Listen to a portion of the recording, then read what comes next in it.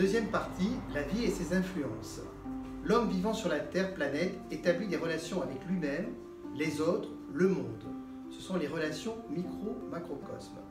Il reçoit aussi directement des influences du Soleil, de la Lune et des autres planètes qui établissent avec la Terre des relations macro-macrocosme, puisque la Terre planète est en relation avec l'univers.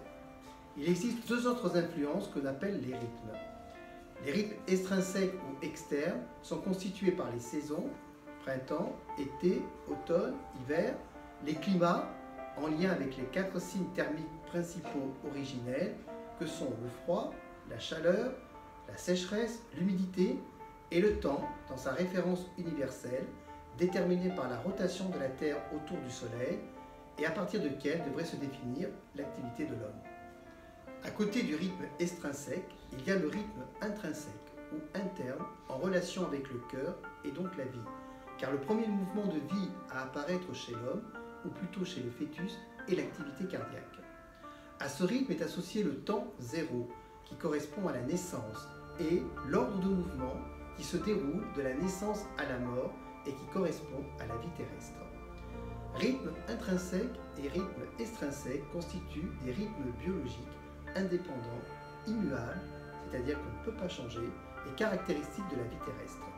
Cette vie chez l'homme a besoin pour être durable d'être entretenue grâce au fonctionnement de ses organes internes, tous situés dans la région du thorax et de l'abdomen.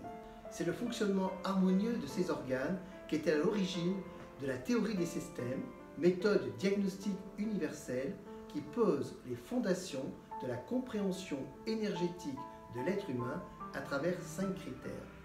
Les 4 éléments, le système périphérique qui inclut les organes périphériques, le cœur, le système intérieur-extérieur et le symbolisme cruciforme.